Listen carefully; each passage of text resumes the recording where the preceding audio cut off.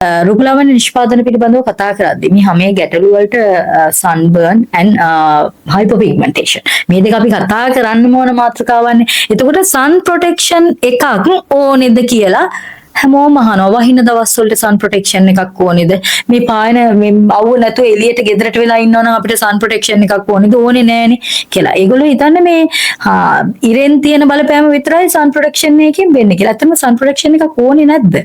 sun protection එක වැදගත් වෙන්නේ ඇයි?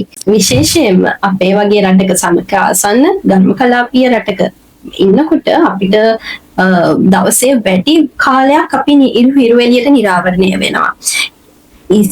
පෙර කාලයටත් වඩා කලින්ටත් වඩා මේ වෙනකොට ඕසෝන් ස්තරයට හානි වෙලා මේ වගේ අනිත් වායු දූෂණය මේ හැම දෙයක්ත් එක්ක සිදුවෙච්ච මේ ඕසෝන් ස්තරයේ හානි වීම නිසා අපිට ලැබෙන UV කිරණ ප්‍රමාණය වැඩි වෙලා තියෙනවා. එතකොට මේ හිරු එළියත් එක්ක එන මේ UV කිරණ විශේෂයෙන්ම අපේ සමේ තියෙන කොලැජන්, ඉලාස්ටින් කියන සංඝටක විනාශ කරන්න මූලික වෙනවා.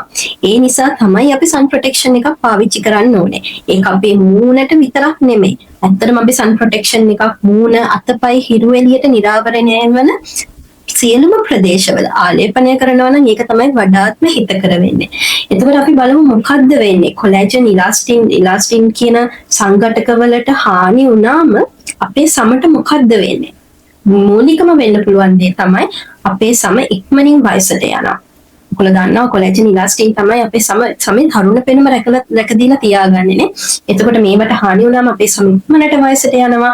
ඒ වගේම අපේ සම රැලි වැටෙන්න පුළුවන්, සමේ අහිතකර අඳුරු ලප කැලල් මතු වෙන්න පුළුවන්. ඒකත් එක්කම විශේෂයෙන්ම අපි කලින් කතා කරා බ්ලීචින් ගැන. එතකොට මේ බ්ලීචින් වල අඩංගු සමහර රසායනික සංඝටක තියෙනවා මේ වගේ sunburns වලින් එන බලපෑම වැඩි කරනවා.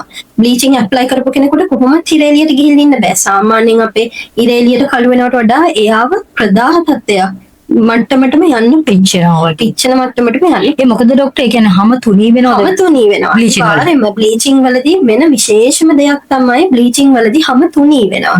බ්ලීචින් කරපු යූස් කරපු කෙනෙක් අපිට බලන්න පුළුවන් ඒගොල්ලන්ගේ හැම තුනී වෙලා අපිට පේනවා කැපිලරීස් කුඩා රුධිර වාහිනිය අපිට ඇතුළතින් පේනවා. හැම ඇතුළතින් රතු පාටට.